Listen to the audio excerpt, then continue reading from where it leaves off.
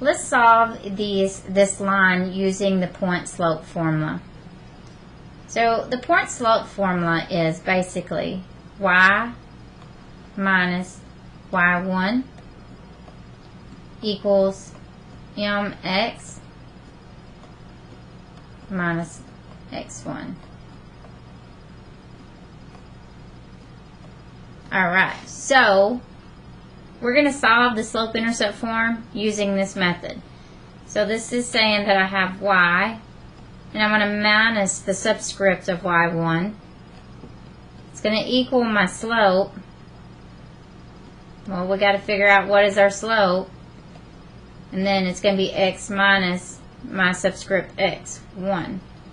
Well, I know what y and x1 is. I mean, I can go ahead and plug that in. I got this order pair right here, right? This is my first order pair, so that's the one I want to use. You can use either one, but I can use it. But what I don't know is my slope. So I need to solve for my slope. So a little quick reminder about solving for a slope. We have this formula of little m, where we have a change in the y value, and it's order pair 2 minus order pair 1, divided by the change in the x value.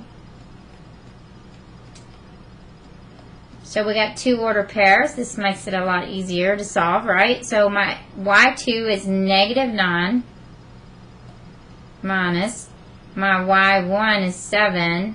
My x2 is 3 minus my x1, which is negative 5. So now I read this. I got negative 9 minus 7. So basically you're in the whole $9 and then you spend 7 more. So it's a negative 16. Now when I look at the denominator, what do I see? I have this negative times negative. That becomes a positive, right? So 3 plus 5 becomes 8. And usually I leave my slope in fraction form, but if it reduces down nice and pretty, you need to reduce it down. So 8 goes into itself once, and it goes into negative 16 twice. So my slope is a negative 2. Of course, a little side note over here, if I was to graph the slope, if I was going to graph it, I would put negative 2 over 1. That's how you read a whole number. It's got a 1 underneath it, but you don't leave that as your final answer. I use that when I'm graphing because it's negative 2 for y and it's positive 1 for x. So go to my slide or my video where I talked about slopes if you have any questions about that. So now I know what it is. I'm going to plug it in here. And let's solve. So I got y minus 7 equals negative 2 in parentheses x, negative times negative becomes positive 5. So guys, if you ever have to write your answer in point slope formula, this is it. You always have to clean it up though, but this is my point slope formula right here. Alright, from here I'm going to solve it to my slope intercept form. Okay, and then I can graph the line if I wanted to from there. So let's finish this up.